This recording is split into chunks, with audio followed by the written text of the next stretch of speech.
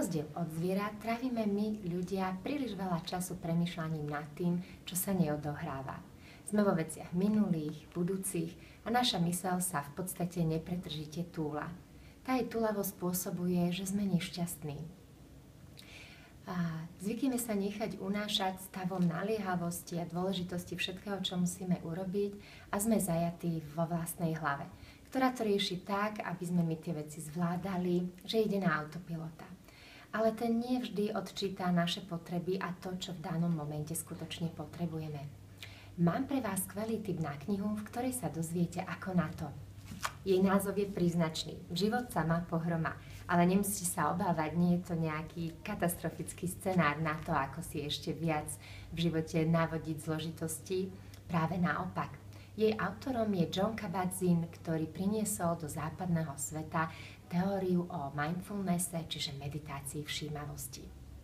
Založil úspešnú kliniku, ktorá sa venuje znižovaniu stresu pomocou všímavosti.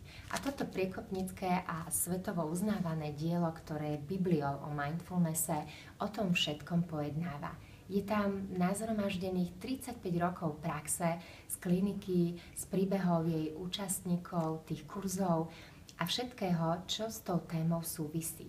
A ak aj predpokladáte, že k meditácii nemáte nejako blízko a vnímate, že by to bol problém sa to naučiť, tak vás upokojím.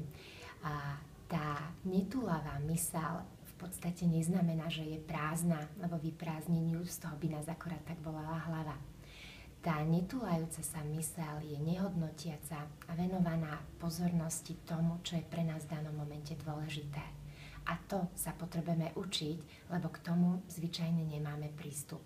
Tá kniha je na to skvelá. Číta sa vynikajúco a hoci je teda objemná, nemusíte sa báť, lebo sú v nej aj nákresy, ako napríklad cvičiť a podrobne opísané všetky tie cvičenia, takže vlastnú kliniku zvládania stresu pomocou všímavosti si môžete vďaka tejto knihe urobiť doma sami.